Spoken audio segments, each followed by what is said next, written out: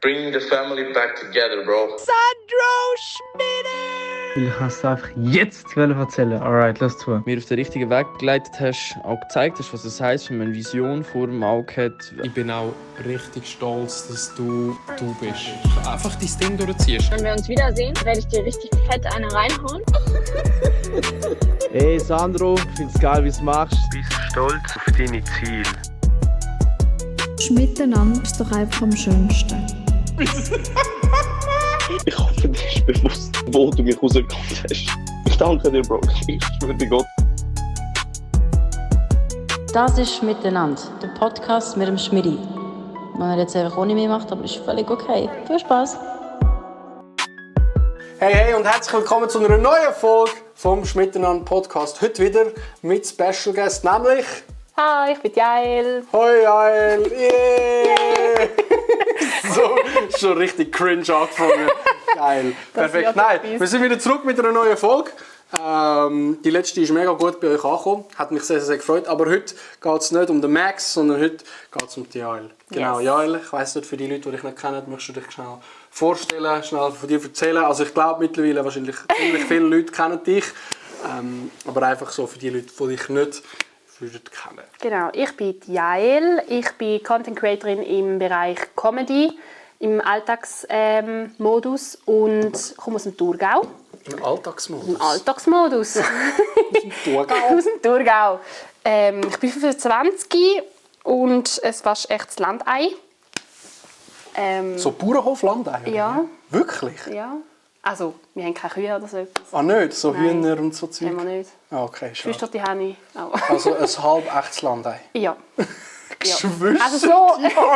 Dann erst jetzt checken. Okay, Nein, also ja. ich wohne so auf dem Land raus, sagen wir, wir haben eine Stunde einen Bus mehr nicht. Ach, krass. Und wenn du kein Auto hast und keine Töffli-Prüfung, dann kommst du eigentlich nicht wirklich gut von Hast du A nach B. Töffli-Prüfung? Ja. Crazy. Yes. Bist du eine von denen, die ihr Töffli so richtig crazy frisiert Ja, so einen hat? richtig krassen Puch-Mexikaner. Schwarze. Frisiert mit Flammen drauf und so. Wirklich? Ja, ja. So gut. Bist du mal von den Cops angehalten worden? Nein, aber recht oft auf die Fresse geflogen mit dem im Winter. Schon? Ja. Aber bist du das auch im Winter gefahren? Immer. Glatteis, alles. Ich bin mit dem arbeiten gegangen früher, bevor ich die Autoprüfung hatte. Bis wann bist du das Ding gefahren? Bis 18. Bis 24. So gut. Was heute noch? Nein. Aber das könntest du sicher geil frisieren heute noch. So. Ja. Ich will ja nicht mehr können. Das wäre sicher auch eine geile Videoidee mit dem Töffel. Das wäre cool, so. stimmt. Könnte mal machen. Ja, und sonst zu meiner Persönlichkeit. Ich arbeite im Sozialen als Sozialpädagoge und bin sehr kreativ unterwegs. Da geht es ja zu meiner Persönlichkeit. Ja. Ich würde sagen, lustig vielleicht. Ja, manchmal. So gut. Okay. Ja, genau. Crazy. Du hast gesagt, du machst Content. Comedy-Content.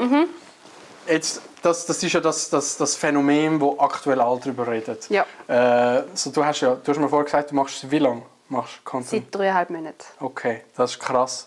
Weil du bist ja sehr schnell gewachsen Ja. eigentlich auf TikTok wie auf Insta. Also, Ja. also bist du nur auf TikTok und auf Insta, oder? Ja. Okay. Crazy. Wie ist das dazu gekommen, dass du hast angefangen Comedy-Content zu Oh, machen? das ist einfach eine lange Geschichte. Jetzt Ja, also fang an. Herzlich willkommen bei uns. Darfst du anfangen? Nehmen wir euch Popcorn, setzt euch bequem an, es geht los. 1945. Okay, so ist klein. Also, so ein Einspann mit SpongeBob so vor 5000 Jahren. Gut. 6 Stunden später. Ich habe eigentlich schon früher mal Content gemacht, oder besser gesagt, mich ein bisschen mit Social Media auseinandergesetzt. Ja. Da bin ich so 15 bis etwa 18. Auf einer Live-Plattform, die hat YouNow geheißen. Das war vor allem für so YouTuber. No gewesen. way! Ja. Wirklich? Und ich war dort drauf die erfolgreichste Schweizerin gewesen. Oha! Das ist- Juna, mag ich mich erinnern! Ohne Ja, wir haben ja fast den gleichen Jahrgang. Also ich bin 98. Es kennen trotzdem nicht viele. Doch, im Fall. Juna musst du kennen. Ohne Wenn dort Scheiß. umeinander irgendwie... Krass. Okay. Ja, krass. Crazy. Ja, und ich habe dort halt schon so Comedy-Zeugs gebracht. Das ist halt wirklich, du hast halt, bist knapp 4 Stunden einfach da gesessen und hast einfach live performt von dir. Also das war ein Livestream. Es war ein Livestream. So wie ein TikTok-Livestream heute, aber einfach Ja. YouNow halt. Okay, Ja. okay. Und bin dementsprechend auch recht umgekommen. Es hat sich recht entwickelt. Ich bin auf Deutschland raufgekommen, Events in der Schweiz und wie auch in Österreich, Fantreffen und weiss ich nicht was. Es war recht krass. Und bin aber noch recht jung und in der Ausbildung. Und dann auch durch eine Beziehung, die ich damals mal hatte, musste ich das Ganze wie abblasen. Darf ich fragen, wie alt du warst? Im ganzen Zeitraum eben so, ja, mit 15 Jahren habe ich angefangen. Oh mein Gott, krass. Ja, das ist krass. Ja. Und dann musste ich aufhören mit dem Ganzen, weil es einfach zu viel war neben allem. Ja. Und habe es mega bereut, dass ich es gemacht habe. Ja. Weil ich gemerkt habe, es ist eine mega Leidenschaft und es ist ein mega Hobby und ich mache es mega gerne. Ja. Und habe dann einfach so im späteren Zeitraum, dann eben so 20 drauf, habe ich angefangen, wieder ein paar Comedy-Videos zu machen. Einfach so ab und zu, wenn ich Lust hatte. Irgendeinen Scheissdreck, den ich aufgenommen habe, oder die Freunde von mir aufgenommen haben, habe ich es dann irgendwann auf TikTok hochgeladen. Ja. Und ich bin eigentlich die, die gesagt hat, ich würde nie TikTok haben. Und dann habe ich es dann trotzdem gemacht. Und dann habe ich im 24 jemanden kennengelernt, der macht auch immer noch hauptberuflich Social Media. Ein Schweizer und hat gesagt, ja, du hast Potenzial, lad das Video auf, das du gemacht hast, auf Insta. Darf man fragen, wer das war, oder ist das geheim? Ich sage es nicht. Okay, alles gut. Alles gut. Aber er macht keinen Comedy-Content. Alles gut. Er macht ganz anders. Er kennt sich aber sehr damit aus und hat gesagt, ja, lad das Video auf. Ja.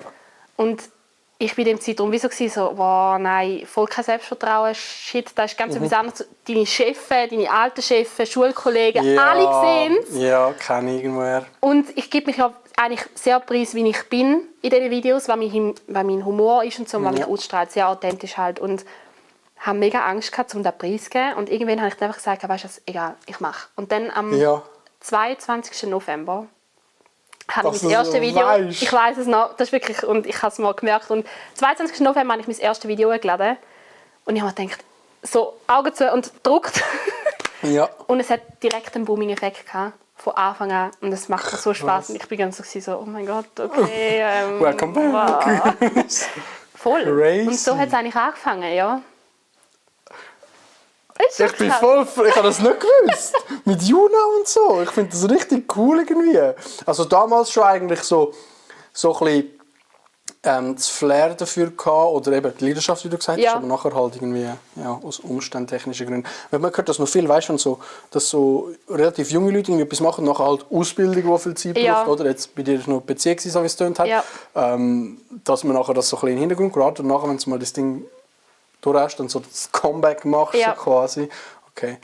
Darf ich fragen, du hast so gesagt, so Events und so. Was hat es früher dort so für Events gegeben, wenn wir von YouNow reden? Oder es sind YouNow-Events. Spezifisch wo du aber auch mit Streamer, recht grossen Streamer, die zum heute auch zum Teil 500.000 haben und so Leute, auch YouTuber, wo ich recht viel unterwegs war. Grosse YouTuber, die Millionen von Abonnenten haben. Mit 15? Mit 15. Bin ich allein reisen durch Deutschland. Das bist du allein machen? Was? Ja, ziemlich krass. Ja.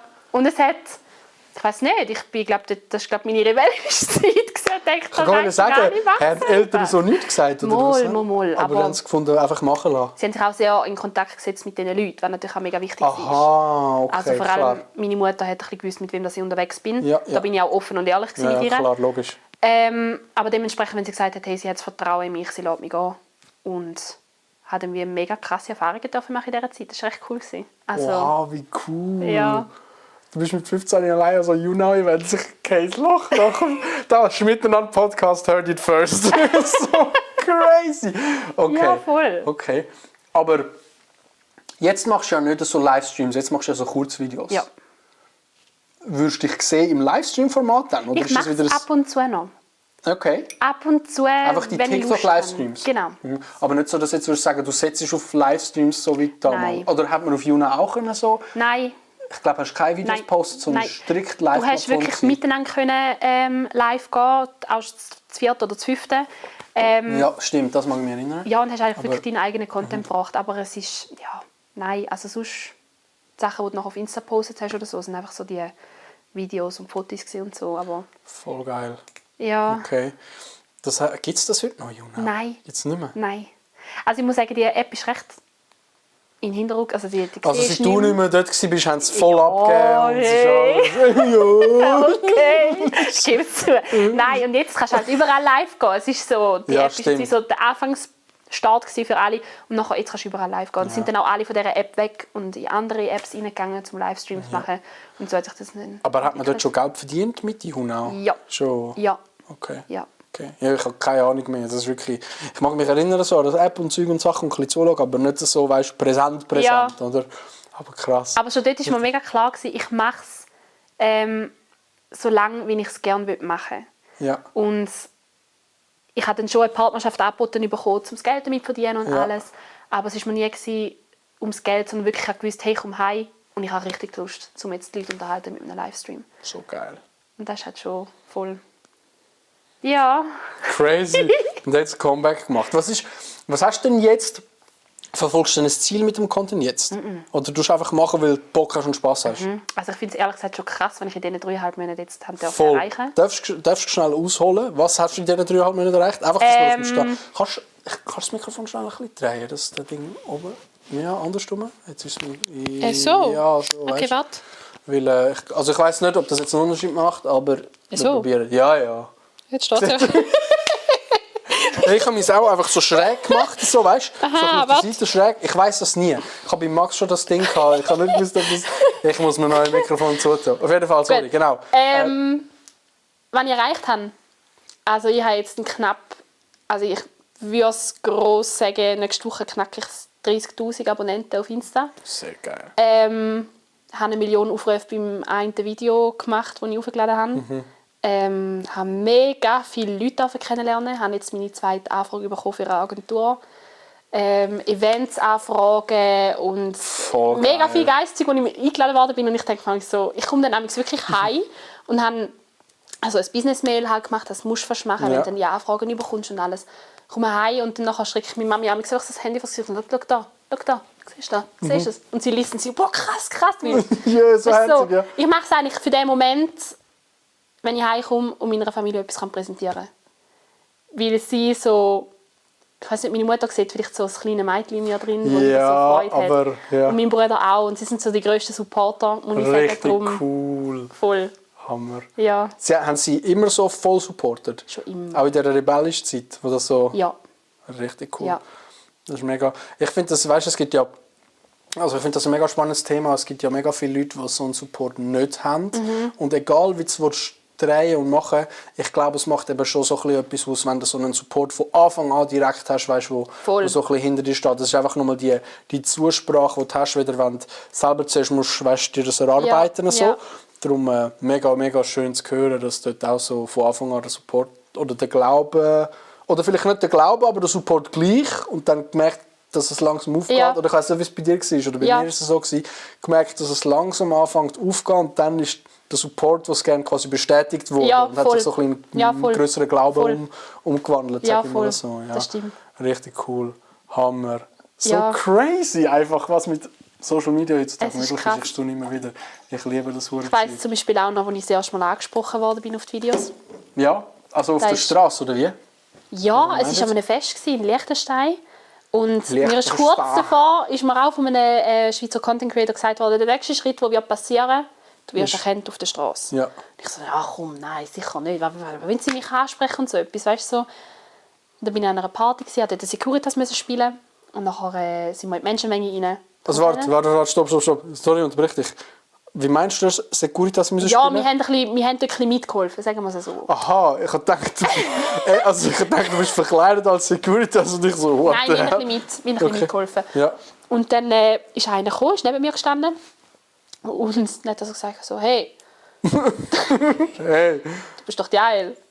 Ich so, ja, ich heiße Jael. Du machst doch die Videos! Da holt er seinen Kollegen an. Ja. Wirklich holt seinen Kollegen an. Da ist die. Also ich habe es ihm gesagt. Ich bin gumpet wie ein Rössli. Ich habe mir gedacht, es ist crazy, so, das ist gerade Premiere. Ja, hat er ein Foto gemacht mit mir und alles. Und es war so... Das ist yes. so... Dort hat es, glaube ich... Hammer. Ich mag mich das bei mir auch noch erinnern. So, weißt, wenn die Leute so dich anfangen zu erkennen oder so einmal so, weißt, so sagen, hey, du bist doch... Ja. Und nachher, aber das Krasseste finde ich noch, weißt, du redest zuerst so mit denen und nachher sagst du, darf ich ein Foto machen? Und dann bin ich so... Wirklich, ey. Ich hatte das letzte Mal gehabt. Ich hatte das jetzt schon 1-2 Mal gehabt. Und ich verstehe, weißt, dass irgendwann, wenn es so ein riesiges Ausmaß hat, bei so wirklich super erfolgreichen, dass dann vielleicht manchmal denkst, shit und so. Ja. Aber es ist wirklich so, das Gefühl ist so crazy. Ja. Also ich bin einfach mit dem Töff unterwegs gewesen, und ich habe das im Stream, glaube ich, mal erzählt, und habe einfach, weißt, so Fotos gemacht oder so ein bisschen geshootet. Ich gehe einmal in Zürich gehe ich auf so ein Parkhaus, auf so einen Hotspot, aber es war keine Sau mehr, weißt? Und dann hat es ein Auto dort gehabt, oben auf der Garage, auf dem obersten Stock, halt oben auf, oder? Und dann ich dort am Zeug machen und dann kommen plötzlich zwei Kids, nicht mehr Kids, zwei Teenager vielleicht, 19, 20, ich weiß nicht mehr. Das sind keine Kids. Ja, sorry. Ich sage nur Kids, wie sie mit der Mutter zu laufen gekommen sind. Okay, oder? Kommen die zu laufen und ich bin dort machen und dann kommt einer so zu mir, «Ey, sorry, richtig schöner Töff.» Und ich so, weißt, crazy cool und so. Und nachher so, «Gell, du bist der Sandro.» Und ich so, er ist so schockiert. Ich so, «Ja, voll, ja. Hast du mich jetzt gerade erkannt?» Und er so, «Ja.» Wir waren im Prime Tower oben im Resti am Essen gsi, haben runtergeschaut und ich habe dich erkannt. Und Nein. jetzt sind wir runtergekommen, um dir Hallo zu sagen. So und ich genial. so, no So way. Und dann bin ich nervös geworden, weißt du? Sie sollten nervös sein. Ja, und dann bin ich nervös geworden und ich so, okay. Und, dann ist die Mutter auch so gekommen, ja, hallo, weißt du, und hat sich so vorgestellt. Nein, so oder? cool. Und dann die Mutter so, darf ich ein Bild von euch drei machen? Nein. Oder so. Und ich so, okay. Und ich habe den Herbst in der Hand gehabt. Und ich bin so in der Mitte und ich so, was soll ich machen? Ich war so nervös dort. Und dann habe ich, das weiss ich jetzt noch, wenn einer von denen zulässt, es tut mir so leid, beim Ciao sagen. Und dann habe ich einem Ciao gesagt, weißt du, so. Und der hat nur den normalen Clap gemacht. Und der andere hat dann auch so und hat nur den Handshake machen. Aber ich habe gemeint, es ist der normale Clap. Und der hat dann so ins Leere rausgegriffen. Und ich bin so, und so, nein. Aber so geil. Das Adrenalin, so das du dann hast, oder die Happiness, ist wirklich unbeschreiblich. Es ist ich halt verstehe auch dich vollgas. ein mega Kompliment, wenn du mal die Leute siehst, die eigentlich dahinter stecken, hinter deinem Support. Und Ja, voll. weil Voll. es ist so, wie soll ich sagen, es ist etwas ganz anderes. Es ist mir jetzt schon öfters passiert, wirklich, dass die Leute kommen, Heu sagen und alles. Und das ist jedes Mal so eine Freude, einfach zu wissen, hey, sie sagen dir Danke für die Videos, die du auflädst, und du sagst Danke vielmals, dass du es schaust. Weil einfach, es ist mega cool, mal zu sehen, wer dahinter ist. Absolut. Und nicht nur jetzt, dass Leute quasi dich erkennen, sondern auch, was ich auch extrem krass finde, sind die Connections, die dadurch entstehen. Also was für Türen sich eigentlich für dich öffnen. Ja. So, oder? Also was für Leute du kennenlernst, die wieder irgendwie etwas zustande kommt für in Zukunft dann wieder oder so irgendwie. Jetzt Beispiel Ding ist dann Fantasy Basel, wo wieder crazy wird, wo ich bin ja gar nicht in dieser Welt drin war, so, oder? Und dann durch die Lisa eigentlich so dort ein bisschen, also wirklich ganz, ganz, ganz crazy, was dort alles für Türen aufgehen. Mega geil. Sehr cool. Krass. Was ist der nächste Big Step? Hey, die hörst du Katze auch? Ja. Sie läuft die ganze Zeit hin und her. Ja, und hin und her. Ich weiss nicht, ob sie nicht Flashbacks am Podcast mit der Lisa. Nein, wirklich. Ich sehe die ganze Zeit so einen Schatten hin und her springen. Ich höre das mir auch, höre in meinen tiefsten Träumen. Denke ich einmal auch, hey, nein. Der nächste Step ist eigentlich für mich die Connections zwischen den anderen Leuten in diesem Bereich. Also, was wir vorher gerade eigentlich angesprochen haben. Jetzt zum Beispiel eben wie jetzt da das Podcast, das wir machen und alles und so. Einfach mal die Leute ein bisschen mehr mit denen auseinandersetzen und mehr in Kontakt kommen. Voll. Um auch von denen mehr lernen. Weil, wie gesagt, ich einfach noch in dem Modus drin bin, ich bin komplett überfordert. Also ich denke mir so, aber ich wo bin ich da? Wie willst du dich auf so etwas auch vorbereiten? Also ich glaube, es geht gar nicht, bis du mal drin bist, bis du es mal erlebst. Weil Ja, ich glaube aber, es kommt auch mega auf die Persönlichkeit drauf an, wie du es annehmen kannst. Okay, ja, ich glaube, es auch. kommt darauf an, bist du eine Person, wie jetzt zum Beispiel ich, die komplett überfordert ist mit dem Ganzen? Ja. Oder bist du eine Person, die sich extrem darauf aufpusht? Weil es negativ rauskommt. Ja, voll. Okay, also komplett überfordert. Ich habe das Gefühl, Henry ist relativ stark. Jetzt so Nein, bitte nicht. Es ist halt nochmal etwas anderes. Ich muss sagen, ich glaube, der Ausgleich zwischen dem Arbeiten, das ich mache, und mit dem Social Media gibt mir ein recht gutes Ausmaß, sodass es wirklich, also zum Beispiel beim Arbeiten, ich habe das Handy, ich arbeite lange in Dienst, zum Teil 12, 13 Stunden. Krass. Und dann hast du das Handy einfach mal weg. Du schaust vielleicht mal kurz drauf, aber es ist weg. Und das Coole ist natürlich, du kannst die Videos automatisch aufladen lassen und alles, aber die Social Media Welt ist einfach mal weg vom Fenster für mich. Ich finde das mega wichtig. Und das ist mega cool, dass man da wirklich so in dem Moment auch hat. Weil wenn du dich die ganze Zeit darauf fokussierst, oh, jetzt habe ich das Video geladen, oh, jetzt hat es noch so viel Aufrufe, oh, jetzt hat es wieder so viel Aufrufe. Es macht dich völlig kaputt und krank.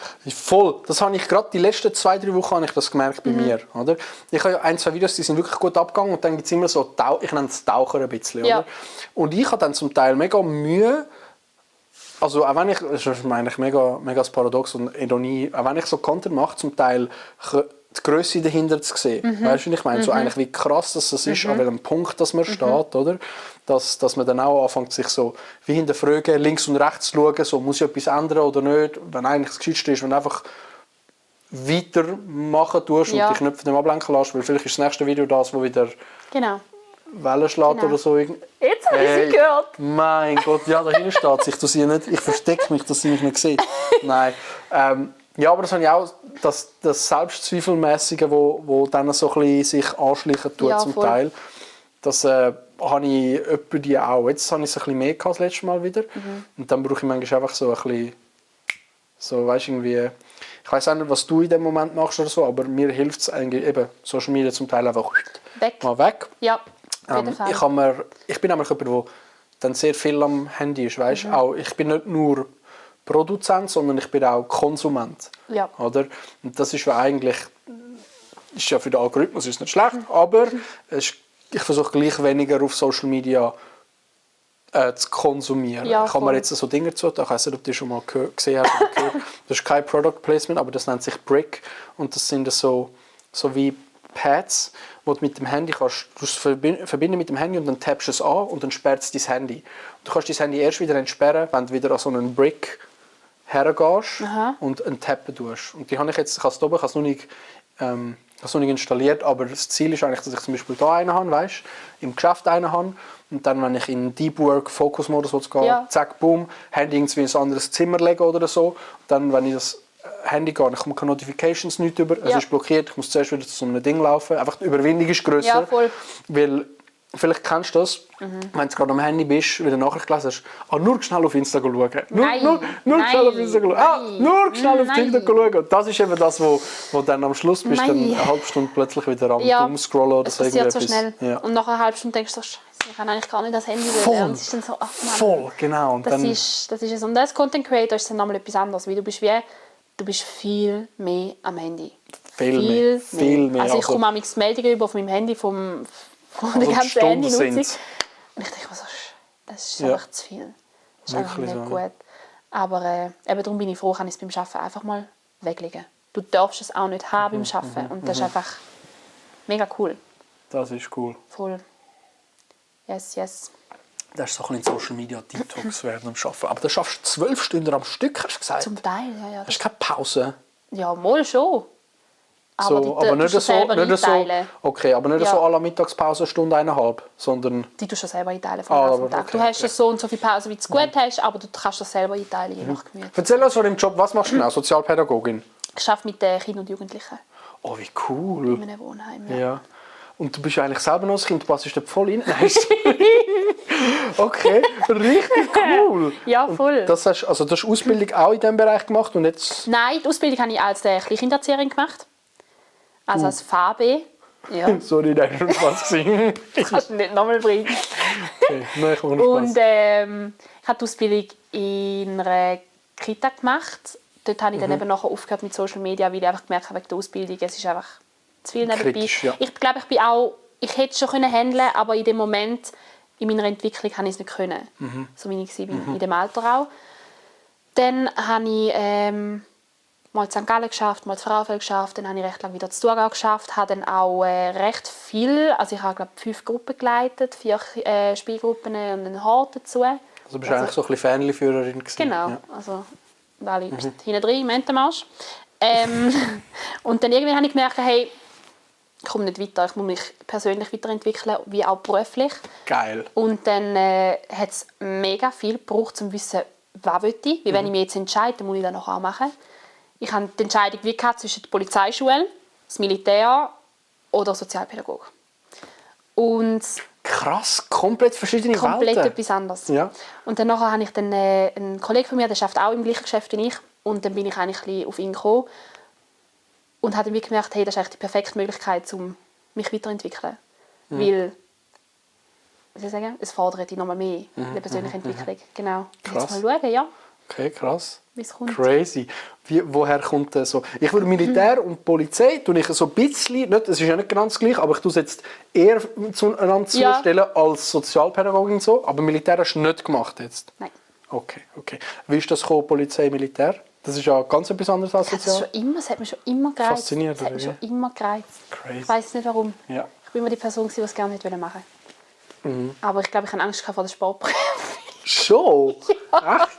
Das hat dich gehindert, ja? Und vor der schriftlichen Mathematikprüfung zum Beispiel. Mathe ist ja der Horror. Ich habe richtig Probleme mit Zahlen merken. Also ich habe zum Beispiel ein mega einfaches Geburtsdatum, 8.8.99. Und hätte ich nicht so ein einfaches Geburtsdatum, würde ich es wahrscheinlich selber vergessen. Es ist Nein, mega, das kannst du mir nicht es ist mega erzählen. schlimm. Und Mathematik ist für mich der Endgegner. Darum habe ich es, glaube ich, dann nicht Okay, gemacht. verstehe ich. Ich habe aber etwas Ähnliches nicht mit dem Geburtsdatum vergessen, sondern mit dem Alter. Manchmal bin ich so, warte, bin ich jetzt 6 oder 7 oder 25? Nein, 6. Oder, das ist ganz schlimm. Dann ich so, warte, ich bin 98, warte. 99, 2001, 2. Also, richtig so, manchmal, wenn man jemanden zuschauen will, denkst du so, hey. Du bist so, hey Siri, wie alt bist du? Ja, voll. Rechne mal schnell aus. Voll. Ja, voll. Krass. Ja, und jetzt mal schauen, ich habe auch schon ein bisschen Ideen, vielleicht der Sozialpädagoge und nachher Polizei und dann im Kinderschutz. Oder vielleicht wird es auch komplett etwas anderes, aber Lass die Türen offen für Social Media hauptberuflich? ich lasse auf. Okay. Ich lasse alles, also ich Also ehrlich klar. gesagt, ich plane wie gar nichts momentan, sondern lebe im Hier und Jetzt und bin dankbar für das Hier und Jetzt und werde sehen, was sich daraus entwickelt. Planlos geht der planlos. Yes. Ich werde mega viel gefragt, was ich machen mit Social Media, aber ich muss ehrlich sagen, Du hast ja wie auch, du hast ja noch wie keine Zeit gehabt, um es zu Nein, überlegen. gar nicht. 3,5 Monate, so Gar wow, nicht. so wirklich nicht. chill, nutz zuerst mal, Ja. gib ihm einfach mal Ja. so Leidenschaft in und so. Und ich sage immer, wenn in einer Woche keinen Bock mehr hast, dann hörst du halt wieder auf. Genau. Wenn aber in 10 Jahren erst keinen Bock mehr hast, dann hörst du halt in 10 Jahren auf. So, ist doch egal. Genau. Voll. Ich glaube, man darf sich da nicht so zu fest, wie soll ich sagen, zu fest in etwas verkrampfen. So schlägst du das Lebenstein weg. Ja, genau. Wenn du es Genau. Ja, das und du kommst ins Overthinken nonstop rein irgendwie und so. Du siehst den Wald von lauter Bäumen nicht mehr, was eigentlich so. Einfach mal machen und vor allem getrauen, auch mal etwas Neues auszuprobieren. Ja. Das ist das Wichtigste, Voll. finde ich. Oder? Und dann plötzlich funktioniert mal etwas. Das ist eigentlich auch eine mega coole Moral. Ja. So jetzt, das habe ich jetzt gerade letzte Woche habe ich ein Video gemacht für meine Friends und habe ihnen das weitergegeben. Dann habe ich gesagt, es ist eigentlich mega krass. Ich habe wie so einfach mal so einen Boom-Effekt gehabt und dachte, Alter, 3,5 Monate. Und ich darf jetzt da stehen. Und habe mir so gedacht, das ist eigentlich krass, vor 3,5 Monaten sind so nach einer kurzen Zeitspanne, wie sich das entwickelt hat. Und das kann ich vielleicht auch weitergeben, das ist mega krass. Ich bin an einem Punkt gestanden, mega viel Selbstzweifel, komplett im Loch. Und wirklich kein Selbstleben. Und ich dachte, wohin geht mein Leben? Was mache ich eigentlich? Und wie gesagt, Angst davor gehabt, um diesen Schritt zu machen. Und habe mir gedacht, ich mache es einfach. Und ich habe gewusst, es ist eine Leidenschaft von mir. Ich will es ausprobieren. Und habe es ausprobiert und es hat direkt funktioniert. Und mein ganzes Leben ändert sich jetzt einmal um 180 Grad. Und auch wenn man merkt, hey, es ist etwas, du hast etwas, was für dich bestimmt ist, was du gerne machst, was eine Leidenschaft ist, dann soll man es einfach ausprobieren. Weil der grösste Versailles, den du eigentlich machen kannst, ist es nicht zu probieren. Absolut. Entweder, eben wie gesagt, es dreht sich einmal alles um dich herum, oder du hast es dann einfach probiert. Voll. Und weißt, dass es nicht klappt. Absolut.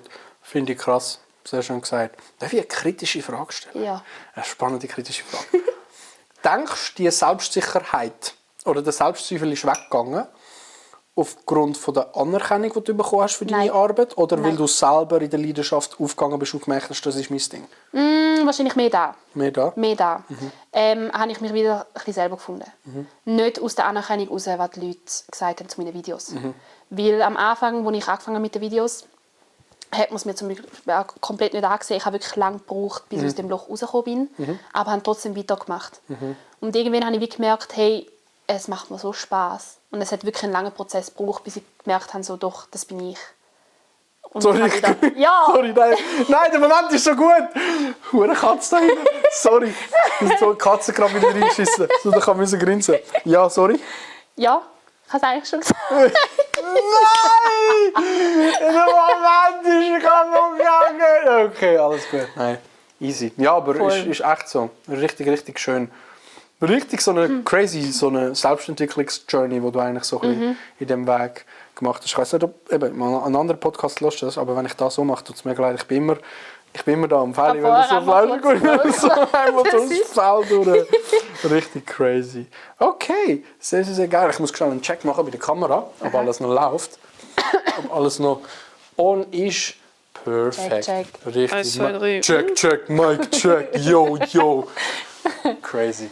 Hammer. Yes. Danke für deine Weisheit. Hey, bitte, richtig, gerne. richtig schön. Also, geil. Wir sind jetzt bei Marke 30. Das ist die magische Marke. Das war so 30 Minuten gewesen. Wie? Das sind jetzt schon 30 Minuten gewesen? Ja, ganz schnell. Krass. Ja, ganz schnell, oder? Vor allem, ich habe das Gefühl, du bist jemand, der einfach reden kann, so wie ich. Ja. Also, nonstop einfach so, weißt, die Zeit vergeht eh. Was ich jetzt einmal mache, ist, ich habe da, weil eben, mein Content, den ich mache, ist ja hauptsächlich vor allem Persönlichkeitsentwicklung, Mindset und so. Klar, ist sich jetzt auch ein bisschen am Weiterentwickeln und so, aber ich möchte gleich gerne, dass du da einstreuen, weil das erstens mal den Zuschauern mega viel gibt, zweitens mal mir mega viel gibt, aber auch der Person, die Gast ist. Ja. Und zwar habe ich hier Karteikärtchen vor mir. Da drin sind spezielle, tiefgründige, tiefe Fragen, sage ich jetzt mal so. Und was wir eigentlich einmal machen, wenn ich einen Gast da habe, ist, die Kärtchen werden gemischt. Nachher tut man abwechselnd eins ziehen und die Frage beantworten, die da drin vorkommt. Beantwortet es beide oder nur die Person, die es gezogen hat? In der Regel nur die Person, die es gezogen hat. Okay. Aber wir können ja je nach Frage können wir diskutieren, ob es beide machen. Gut. Meiner Meinung nach. Gut. Oder? Ich habe jetzt Fragen, ich glaube, es hat 1, 2 Fragen, die ich schon mal beantwortet, die ich jetzt halt schon mal beantwortet habe in einem Podcast. Die habe ich jetzt mal rausgenommen. Aber es sind gleich irgendwie, es sind nicht viele, es sind gleich irgendwie so 15 Kärtchen dort um den Dreh herum. Wir machen mal ein paar, wir schauen, wie lange wir dann ausholen bei den einzelnen Themen. Okay. Hast du Bock, ein Kärtchen zu ziehen? Ja. Okay. Du darfst eine Kartei ziehen. So. Okay. Was braucht es aktuell, damit du auf dein nächstes Level kommst? Geile Frage. Das ist echt eine gute Frage. Ich glaube, so von meinem Umfeld herum weiterhin der Support von meiner Familie und von meinen Freunden. Vor allem noch wichtig, vielleicht, was definierst du als dein nächstes Level?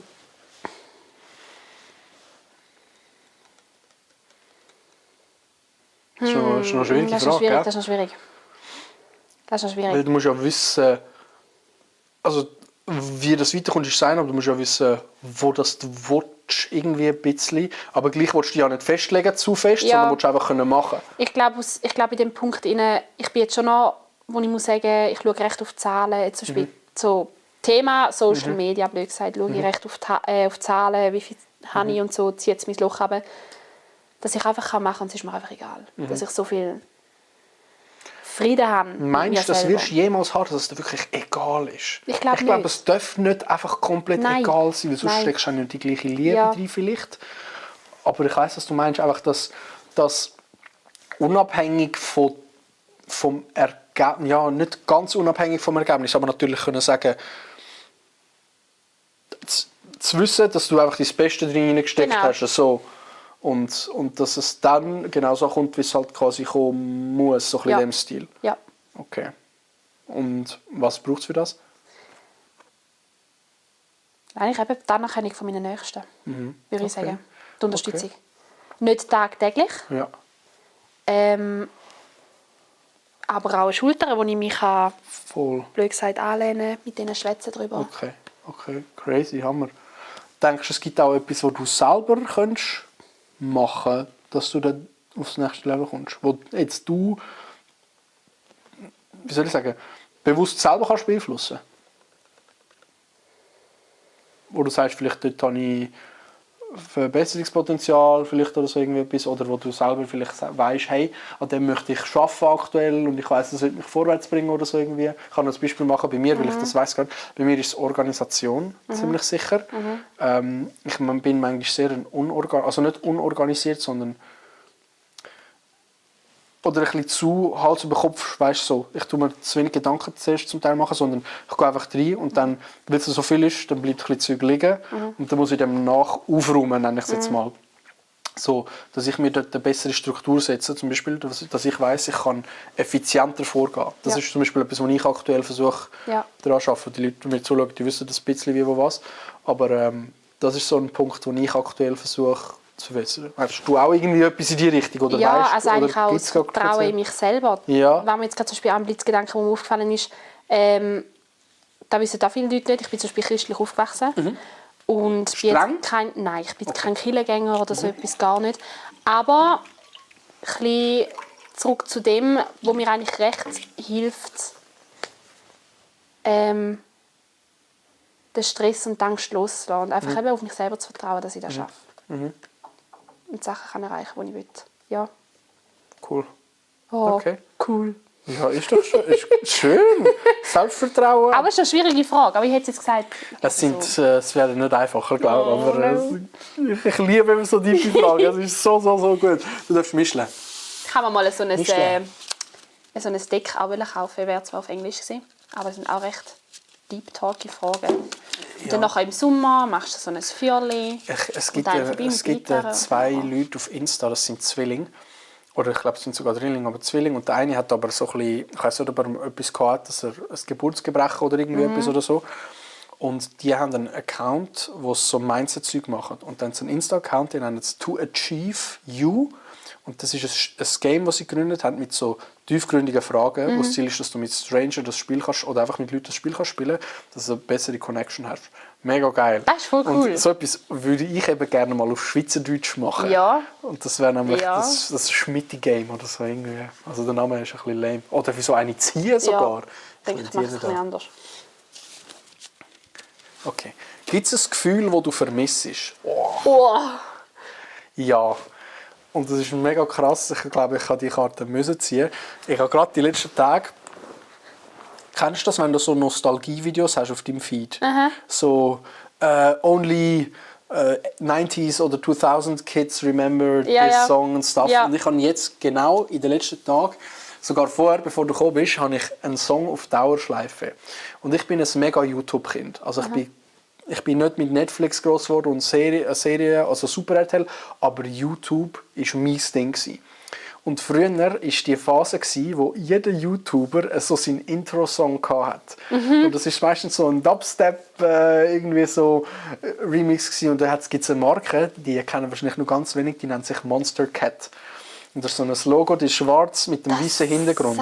Und ich hatte so einen Song auf meiner For You-Page mit einem, der das geschrieben hat, nur die OGs remember das. Und das hat mich so zurückgerührt in dem Moment, wo ich so carefree bin, so weißt, Kid, einfach mit dem Traum, hey, ich möchte auch mal so etwas createn, ich möchte auch mal eine Community haben, ein YouTube-Video machen und Zeug und Sachen. Und das Video höre ich jetzt immer, den Song, seit 2 Tagen höre ich den nonstop und er motiviert mich so brutal. So weil ich genau weiss, ich bin gerade dabei, das zu machen, was das Kind sich immer so erträumt hat, quasi, oder?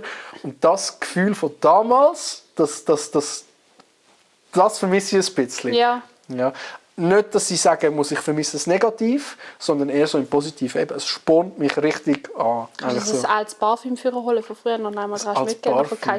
Ja, aber ich hatte kein altes Parfüm gehabt. Das hatte ich aber letztens gehabt. Ich habe so eins gefunden, so ein kleines Dösel, und dann immer drauf gehabt, als ich 12, 14 war. Ja. Da habe ich da einmal nur kurz dran geschmeckt und es war gerade so, crazy. Ja, aber gut, wenn du halt zurückdenkst, weißt du, damals in unserem Alter, wo du 12, 14 warst, haben sich die Jungs nicht mit...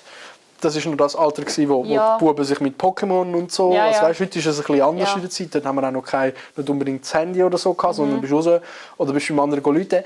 «Hoi, grüezi, ist der Pascal da?» Und dann «Kann er rauskommen, Fußball spielen?» So, weißt, in dem Stil, oder? Und die Zeit vermisse ich auch ein bisschen. Ja, so, manchmal, wenn ich an der Schule vorbeifahre, denke ich, wow, das ist hure schnell vorbeigegangen. Und mache mir dann den Vorwurf, dass ich in dem Moment nicht bewusst gelebt habe. Aber wie willst du bewusst leben mit 12? So, weißt du, was ich meine, oder? Ja, genau. Kennst du das manchmal? So Moment, wo du denkst, shit, jetzt bin ich eine Woche lang einfach auf Autopilot gelaufen. Ja. So, hallo, ich kann mich anlangen. So, weißt du, wie ich meine? Ja. Das habe ich zum Teil auch. Ja. Und dann denke ich mir, ey, also irgendwie an als Bewusstdenker erinnern. Ja, voll. Ja, genau. Jetzt habe ich ein bisschen abgeschweift, aber das wäre so ein bisschen meine Antwort auf die Frage, auf das Gefühl, das ich vermisse. Also, Krass. ich mischle wieder. So, und das Mal machen wir, du darfst eine, weißt du was, ich mache jetzt einfach so. Okay. Okay. Machen wir jetzt das Memory, oder? Aufdecken, da ist das. Memory ist auch so eine Core Memory. So, okay, ist gut. Oh, beende den Satz. Fremde würden mich als beschreiben, nur weiss ich, dass ich... Okay. Also Fremde würden dich so beschreiben, aber nur du weißt, dass du... Fremde würden mich als dauerhaft aufgestellt beschreiben, aber nur ich weiss, dass das, wie ich, oder nur ich weiss, dass ich ganz anders kann sein, wenn ich mit mir alleine bin. Oh, deep. Das ist wirklich deep. Ja. Crazy. Aber das ist doch so. Wenn du mit dir selber bist als Person, wie gehst du mit dir selber um? Du hast ja die grösste Freiheit, wenn du als Person mit dir selber kannst klarkommen. Wenn du allein kannst in das Restaurant essen, reisen oder sonst so Zeugs. Und das kann nicht jeder. Voll. Viele Leute sind für andere Leute abhängig. Bist du schon mal allein reisen? Abgesehen, ja gut, von deinen Juno-Trips da mit 15. Ich meine, so bewusst allein reisen. Ich wollte es machen. Ich wäre mega gerne auf Australien gegangen für ein paar Monate. Ich habe eine Familie dort unten. Ah ja? Und, ja, ich war schon mal dort. Okay, crazy. Ich bin jetzt mega viel zum Beispiel in Hurghada unten. Ich arbeite im Tierschutzverein dort. Sprichst du fließend Aussie oder was? Ja, sicher schon. Hey. Wirklich? Nein. Das wäre crazy, wenn jetzt Slang raushauen da. Okay. Und das Fliegen und so, das Hin- und Herreisen, das ganze Zeug schon alleine, aber so ganz, ganz allein. Und ich glaube, mein nächstes Ziel ist alleine mal in ein Restaurant gehen. Wie halte ich das aus? Krank. Und das Handy weglassen. Wie halte ich das aus? Ich kann reisen, so weit bin ich selber allein noch nicht. Ich kann nur die Erfahrungen teilen, die mir Kollegen mitgeben, die das gemacht haben. Aber was ich gemacht habe, ist in einer Phase im 23 und 24 bin ich zweimal über das Wochenende einfach mit dem Auto vom Vater, das ist so ein grösserer Toyota, wo du hinten kannst die Sitze runterlassen, Matratze hineingerührt und weg, einfach weg. Dann einmal bin ich irgendwie, glaube in Genf in der Nähe und einmal im Italienischen unten dort und dann einfach im Auto pennt.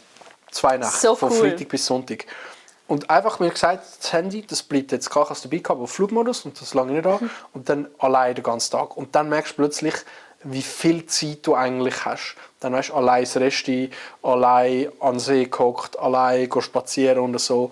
Und das ist schon, also ich finde, das ist die beste Erfahrung, die du machen kannst. Ja. Weil du setzt dich so krass mit dir selber auseinander. Ja, es hat eigentlich sehr viele positive Punkte. Ja, voll. Weil eben erstens, du bist null abhängig von jemand anderem. Du kannst völlig für dich selber planen und nach deinen Bedürfnissen gehen. Ja, es ist eigentlich mega cool. Und es entwickelt dich extrem. Also, es ist schon... Also, verstehe mich nicht falsch, es ist wirklich, ich habe das glaube ich Max auch schon erklärt. Aber das fand ich schrecklich. Aber du bist, gerade je nachdem, aufgrund von was du es machst, ich hatte eine sehr schwierige Phase, wenn ich es gemacht habe, du bist wirklich die ersten 5 Minuten von der Autofahrt bist so, ich bin der Geilste, ich mach das jetzt, let's go. Und nachher 5 Minuten später bist du, was mach ich mit meinem Leben? So. Und dann geht es 10 Minuten, dann ist wieder so, nein, ich mach das. Genau so hat sich die Reise, oder haben sich die paar Aufenthalte, die ich so gemacht habe, angefühlt. Also es ist wirklich sehr, sehr, sehr eindrücklich und sehr, sehr, sehr crazy, weil du bist die einzige Person, mit der du 24/7, seit du auf die Welt gekommen bist, um dich herum bist. Und eigentlich tust du dich aber am wenigsten mit dir selber auseinandersetzen, wenn du es nicht bewusst machst. Ja. Oder? Obwohl du nonstop um dich herum bist. Ja. Und das ist eigentlich etwas, was ich so auch eindrücklich finde. Dass du so viel einfach auf Autopilot laufst, ohne dass du es checkst. Ja, voll. Ja. Das ist schon krass. Crazy, ja. Das ist deine Antwort war ja. Wieso habe ich jetzt so viel geredet? Zu deinem Kärtchen? Okay, aber ja, das stimmt, okay. Vielleicht muss ich einfach weniger reden zuhören. Okay. Soll ich einfach eins ziehen? Willst du mir eins? Ich meine es von der Mitte. Nein, warte. Jetzt machen wir es so. Katze und das Süße verrecken da Hä? draussen. Was ist... Ah, dort ist sie. Yeah! Sie schaut mega böse rein. Nein, Sandra, lass mich rein. Ich lasse sie nicht rein, weil die kommt nachher da. Wie so aus einer Kaugummischachtel. So. Ich weiss, komm. Willst du einen Kaugummi? Oh mein Gott, kennst du die, die dann so gezogen hast und dann so ein Käfer so kommt? Nein, die haben da so wie so eine Klappteil gehabt, hat so wie so einmal eins gefegt. So Oh, einen Elektroschlag bekommen. oh mein Ich Gott. bin ganz stolz, wenn jemand den Kaugummi... Wenn sie Kaugummi nachdem du es einmal gemacht hast, hast du eine neue Person finden. Ja. Okay. Oh wow. Halt eine 30-sekündige Hopecore-Speech, gib den Leuten mit, was sie brauchen. Okay, das heißt, ich muss in die Kamera schauen und eine Hopecore-Speech. Die Katze. Okay, das heisst, ich muss 30 Sekunden lang. Willst du mir ein Topic geben, zu dem ich muss reden? Selbstliebe. Okay, das ist eigentlich nichts anderes als die Videos, die ich auflade. Jetzt muss ich einfach schnell auf Abruf. Da Musst du hast du. Zeit stoppen? Oder soll ich Zeit stoppen? Warte, ich kann so schauen. Okay. Also warte, 30 Selbstliebe. Sekunden? Selbstliebe. Okay, ich glaube, es ist gut. Ich kann es. Ich kann mich schnell ein bisschen Du sagst 8 und fokussen. fertig los. dann Ja, ist kannst du gut. loslegen. Okay, los. Also Leute, die einzige Person, auf die ihr hören müsst und auf die ihr euch konzentrieren müsst, dass ihr sie glücklich macht, sind ihr selber. Es ist scheißegal, was die anderen Leute draussen denken. Fuck, was ihre Einstellung ist. Ob sie geil finden, was du machst, ob sie scheiße finden, was du machst, ob sie cringe finden, was du machst, ob sie dich auslachen, ob sie dir zujubeln, das ist scheißegal, weil es geht hauptsächlich darum, wo das du hin willst, weil du bist der Hauptcharakter von deinem Leben. Du bestimmst, in welche Richtung, dass du dein Leben tragen möchtest. Es ist wie ein Buch, ein offenes Buch, das du hast, wo du jede Seite schreibst. Und die wichtigste ist, dass du dich selber, wie soll ich sagen, dass du für dich selber da bist und dass du dir selber wichtig bist und dich selber kannst vollumfänglich lieben, Thema Selbstliebe. Weil wenn du weißt, dass du eigentlich das machst für dich, dann hat es plötzlich ganz einen anderen Stellenwert in deinem Leben und du kannst plötzlich anfangen, in dem aufgehen, was du machst und es wirklich zu enjoyen, wenn du nicht mehr aufgrund von dieser Bestätigung, die du suchst für die anderen, deine Tätigkeiten machst, sondern wirklich für dich selber. Das heisst, fick drauf, oh sorry, das darf ich vielleicht nicht so sagen, scheiß drauf, was die anderen von dir denken, solange du selber hinter dir kannst stehen, ist alles, was passiert, wirklich genau so, wie es kommen muss, wenn du den Glauben in dich selber hast und die Selbstliebe in dich selber. Ich weiss nicht, ob das 30 Sekunden waren, aber ich hoffe es jetzt mal. Ja, nicht bestanden, du hast eine Minute überzogen. Oh, Scheiße! Okay, sorry. Ist okay. Aber du bist so im Flow gewesen, ja. und denkst, ich lasse Ist jetzt gerade, ja, ich habe es gefunden, ich rappe jetzt einfach. Ich habe den Abschluss nicht so gefunden, wie ich es wollte und so. Aber kann man einen Moment so denken, du musst irgendwie noch Luft holen, oder? Das gibt einen geilen Clip für Insta Ja. oder so irgendwie. Crazy. Hinten dran ist auf mich so, 30 sind schon vorbei, mach weiter. Da kann ich so einen Swipe über machen. Es ist dann so mit so Fahrstuhlmusik. Okay, next question for Chel Svenja. Oh yeah. So, zieh einfach eins. Okay. Was ist etwas, was deiner Meinung nach zu wenig Leute machen, denken und wissen? Dankbarkeit. Im Hier und Jetzt. Yes, Slay Girl. Dankbarkeit. Sag's mir. Dankbarkeit! Ja, Wir Mann, haben zu wenig Dankbarkeit! Bist du mal Es ist dankbar? So. Sorry, wir ja. haben so viel. Und es ist einfach immer wieder der Moment zu haben, wo du einfach mal kurz einen Stopp machst in deinem Leben und denkst, ey, ich habe alles, was ich brauche. Ja. Und es gibt so viele Leute, die es so viel beschissener geht wie mir. Ja. Wieso muss ich mir jetzt mit einem Senfkörnchen auf meiner Hose so Ja. einen abbrüllen, blöd gesagt? Weißt du, was ich meine? Ja. Es ist so, einfach Dankbarkeit. Bist dankbar und du lebst das beste Leben, das du haben kannst. Facts. Ich bin so dankbar, dass die Katze da aussen die ganze Zeit miaut hat. Es ist unglaublich. Ja, du! Schau, jetzt hat sie das Gefühl, du lässt sie ein. Ja, ich lasse sie nicht ein. Aber das ist wirklich so. Dankbarkeit. dankbar, kannst du bist zuschauen. dankbar, dass es draussen gerade nur nicht regnet, sondern Ja. nur Wind. Nein, ey, absolut. Dankbarkeit ist so ein wichtiges Thema. So ein wichtiges Thema. Beispiel. Ja. Beispiel, dass ihr es verstehen könnt, wie ich es meine. Jetzt stellt euch mal vor, ihr habt eine Beziehung und die geht in Brüche. Ihr brüllt, ihr seid voll im Loch. Im Loch. Genau. Voll drin. Oh, sorry, ich sage nicht mehr. Und dann sehen sie nicht so, hey, ich höre es mega viel, weil die Leute sagen so, wow, jetzt habe ich 4 Jahre vergeudet. oder boah, mir geht's richtig das scheiße. macht mich Sondern hässlich. geht es darum, das sind 4 Jahre an Erfahrung, die ihr dürfen sammeln, die ein anderer nicht hatte, die euch zu einem Punkt bringt, wo ihr nachher weiter im Leben stehen könnt als vorher. Jeder Mensch in eurem Leben bringt euch weiter. Einfach dankbar sein über jede Erfahrung in eurem Leben. Geil! Ja. Geil nochmal! Geil nochmal! Du hast jetzt einfach auch noch deinen Clip wählen, gib es zu. Ja, Mann.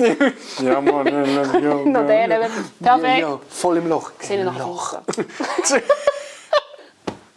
So gut, okay. Geil. Ich Nimm bin schon dran. rein. Ich nehme jetzt Ja. einfach die. Bold Move. Ohne angeben. In was bist du verdammt gut? Sag ehrlich. Idee. Supporten. Ich bin verdammt gut im Menschenlesen. Ich bin verdammt gut im Menschenlesen. Ich kann mich so, ohne angeben, ich kann mich sehr, sehr gut in Menschen hineinversetzen und was sie gerade fühlen. Und nicht nur Menschen, sondern eine Situation lesen. Und ich weiß nicht warum, aber ich kann es wirklich strong. Ich bin wirklich sehr, sehr, sehr gut in dem. Bis zu dem Punkt, dass ich zum Teil den Leuten sagen kann, was eigentlich gerade abgeht, ohne dass sie bewusst checken, was eigentlich gerade abgeht. Und dann sind, oh shit. Also das kann ich wirklich gut. Cool. Ich habe sehr ein gutes Einfühlungsvermögen. Ja. Ohne angeben, aber ich habe ein gutes Einfühlungsvermögen. Das habe ich zum Beispiel gar nicht. Nicht? Null. Ich stelle mir das Nein, irgendwie noch schwierig ich hab's gar aber nicht. das ist mega kritisch mit dem Content, den du machst. Oder so. Stell dir vor, du willst so einen lustigen Spruch abladen irgendwie, und der Moment ist völlig der falsche irgendwie und so. Und dann ist es einfach so das Grillenzirpen und alle so... Yay.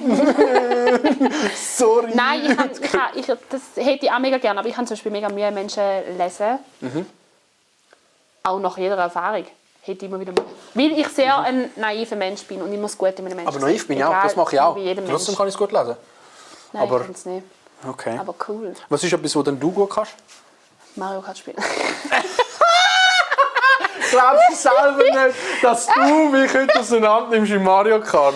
Guys, wenn ihr das hört, dürft ihr gerade auf Twitch schauen. Wenn ihr das rauskommt, dann ist nämlich der Twitch-Livestream schon durch, wo ich die Jael mit Ansage in Mario Kart auseinandergefahren habe. Oh ja, weil ein Nasstüchchen mitnehmen, dass jedes Mal in der Runde, wenn ich die fertig mache, hätte ich mal kurz das Nasstüchchen. Ja. Du fährst sicher mit Fahrhilfe. So ein Seich. Das muss ich rausnehmen. Sie hat das Lämpchen, das bimbelt, dass du nicht über die Strecke rausfährst. Klippen das jetzt nachher einblenden. Was ich gut kann, ist Menschen mit einer positiven Laune anzustecken. Facts. Das Das glaube ich sehr, sehr, sehr Das fest. ist etwas, das höre ich auch sehr viel und das merke ich auch. Das ist etwas, das kann ich auch sehr gut. Cool. Yes. Geil. Ich bin bis jetzt noch nicht angekommen heute irgendwie. Nein. So gut. Okay. Ziehst noch eins. Was haben wir? Warte, ich check the time. Ja, schau mal, wie viel das macht. Check the time. Hallo? Okay, wir sind jetzt bei 53 Minuten. Lange noch ein Kärtchen, komm. Ja. Lange noch ein Kärtchen. Lange noch eins. So schlimm in die- Drop the Was ist der grösste nicht physische Schmerz, den du je gehabt hast? Alter, crazy Frage. Holy shit.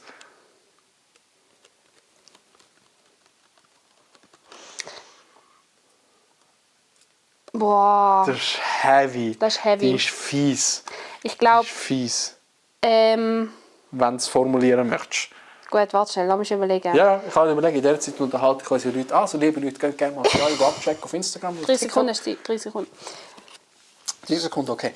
Könnt ihr gerne mal abchecken auf Instagram, auf TikTok. Jael, Svenja, ich glaube aneinander geschrieben. Oder mit Punkt, Bodenstrich. Zusammengeschrieben. Zusammengeschrieben. Ja. Helfen mal die 30k voll machen. Sehr cool. Vielleicht haben wir sie ja geknackt. Wenn du das Video anschaust. Vielleicht haben wir sie dann schon geknackt. So geknackt wie so ein Chiropraktiker, weißt du, wo dich so durch die denkt, hast du das mal gemacht? Ich wollte das unbedingt mal machen. Aber es gibt die tönt Videos, so es gibt fancy, so wenn einen sie es machen. Y-Strap, nennt sich das. Das ist dann wie ein Sexspielzeug. Aber das ist, wenn er so das Ding um den Hals tut und dich auf den Tisch zieht. Ja. Ich liebe es, ich Ja. will das unbedingt mal machen. Ich habe letztens so Rückenschmerzen gehabt und ich dachte, ich brauche so einen Black Roll einmal drüber und dann will ich auch, dass es so knackt, aber ist nicht gegangen. Kann ein Black Roll da? Okay. Kann ich aufstehen. Sorry. Also, der grösste nicht physische Schmerz ist, glaube in einem Moment in meinem Leben gewesen, wo ich gemerkt habe, ich lasse die Leute so nah an mich heran und so weit meine Grenzen überschreiten, dass es mir selber wehtut, dass ich das mache. Wow. Es ist durch eine Erfahrung, als ich klein war, habe ich wie gemerkt, hey, es nützt nichts, zum Menschen meine Grenzen aufzusetzen. Es ist eine sehr persönliche Erfahrung, die ich damals gemacht habe. Und das hat mir das habe ich letztens erst gerade mal replayed und das ganze Zeug mache ich darüber nachdenkt, dass ich immer wieder Menschen an mich herangelassen, also zu weit an mich herankommen lassen habe. Und keinen Stopp denen gegeben habe. Und mich selber damit verletzt habe, weil ich einfach so mich selber nicht mehr respektiert habe in dem Moment. Boah, das ist... Die letzten 2 Minuten lassen wir sie nachher rein. Das ist crazy. Das ist sehr, sehr, sehr crazy. Wow. Aber krass. Aber ich finde, weißt du, wenn du es so anschaust, ich bin eine Person, die, wie du sagst, sehr naiv ist und immer das Gute im Menschen sieht. Und das mache ich bei jeder Person wieder neu. Auch wenn du mich als Person verletzt zum Beispiel, will ich einer neuen Person, die kommt, wieder genau gleich vertrauen, wie ich es immer mache. Weil ich lasse doch nicht meine Art und meine Positivität von einer Person, von einer nicht so fairen oder schlechteren Person beeinflussen. So weißt du, was ich meine? Darum, ich gehe mit der genau gleichen Naivität. Naivität? Ist das richtig? Naivität? Naivität, ja. Ich habe das Wort Oh mein Gott. Komm, ich lasse rein. Ich gehe mit genau der gleichen Naivität. Naivität. Mit der gleichen Naivität. Mit der gleichen Naivität. In jedes Gespräch wieder rein. Finde ich aber gut, weil das Schlechteste, glaube ich, was du machen kannst, ist durch eine Erfahrung ja. Leute nicht mehr an dich heranlassen und kalt werden lassen. 100%. So, Guys, ich bin jetzt im Wintergarten, aber ich habe das Mikrofon noch. So, die Katze kommt. Ist kalt draussen? So, sie ist jetzt da und sie wird instant kommen. Nein, sie kommt nicht. Das ist ein gutes Zeichen. Okay. Aber danke für die Antwort. Sehr, sehr, sehr tiefgründig. Ja, hallo. So, für alle, die jetzt noch zuhören, jetzt das YouTube-Video einschalten, dann sehen ihr auch das Büsi. Sie sabbert, wenn sie streichelst. Hä? Sie sabbert. Ich sabbere sie auch, wenn sie streicheln. Machen wir noch eine Frage. Eine Frage zum Abschluss mit Büsi. Vielleicht hat sie auch etwas zu sagen. Ich muss Was ziehen. ist dein grösster, nicht physischer Schmerz? Nein, du bist dran. Ja, ich ziehe einfach eine. Soll ich? Willst du mischeln noch einmal? Nimm du eine die Kraft der Karten, das Herz der Karten. Nimm ist das du was, eine. Yu-Gi-Oh? Ja? Und wir dann sie beide beantworten. Okay. Die letzte Frage. Wow. Okay. Erzähl uns von deinem grössten Setback und wie du dort weitergemacht hast. Okay. Mein grösstes Setback ist, da habe ich glaube 1-2 Mal schon drüber geredet, ist die Phase, wo es mir gar nicht gut gegangen ist. Vor etwa 1,5 Jahren, bald 2 Jahre, bis 1,5 Jahre, wo ich wirklich mit dem Kopf gar nicht zu Weg war, sagen wir so. Was ich dort weitergemacht habe, ist, ich habe mich mehr mit mir selber anfangen auseinandersetzen und vor allem mit dem Gesetz der Anziehung und mit Frequenzen und damit das Positive in jeder Situation zu sehen. Also ich habe mich gezwungen, in jeder Situation das Positive zu sehen und mich psychisch umzuprogrammieren darauf, auf das, dass ich so positiv durch den Tag gehen kann. Ich habe gerade ein Beispiel, jetzt, das ich nennen kann. Ich habe vor ein paar Tagen, oder ist gestern, nein, vorgestern glaube ich sogar, hat auf einem von meinen Videos hat jemand kommentiert,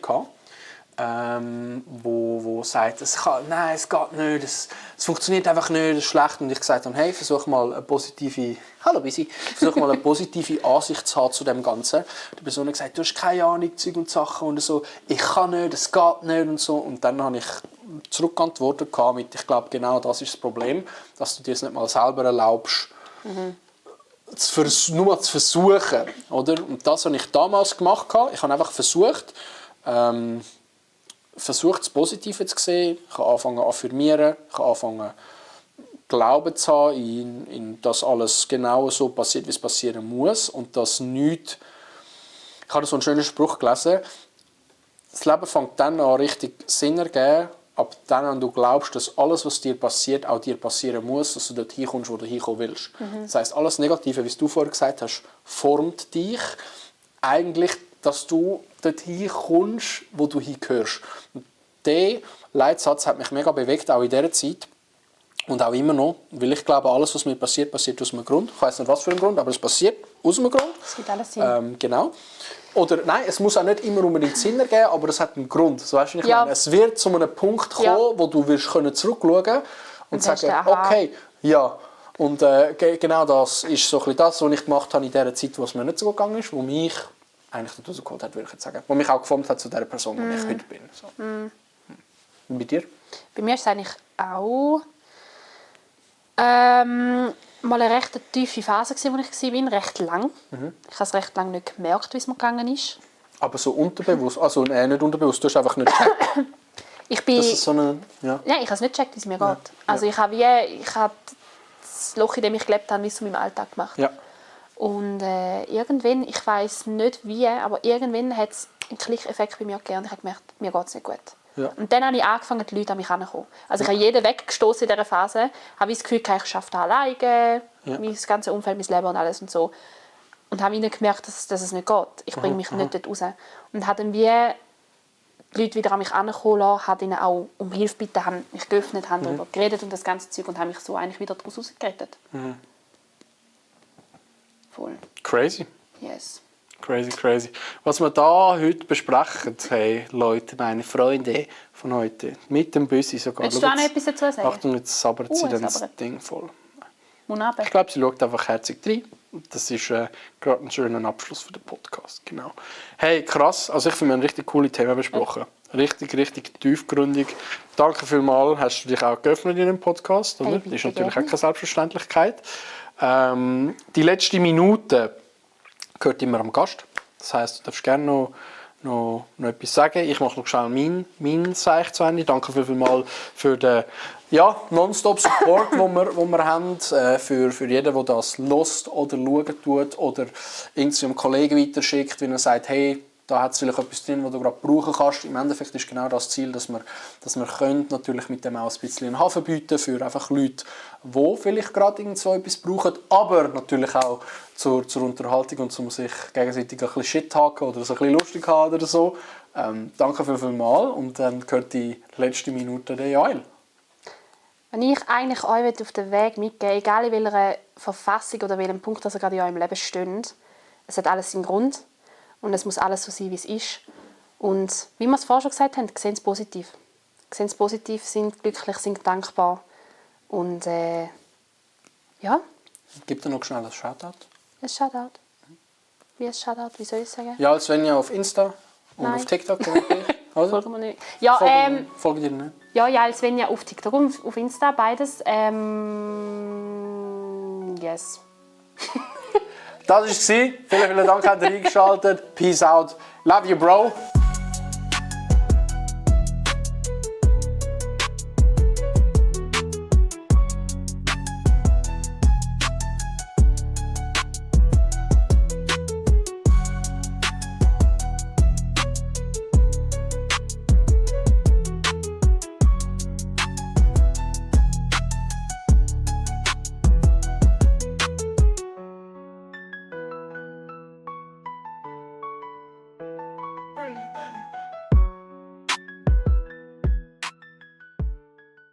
Warum ist eine Banane gekommen? Wie sie sonst nicht in die Schale passt. Welche Frage?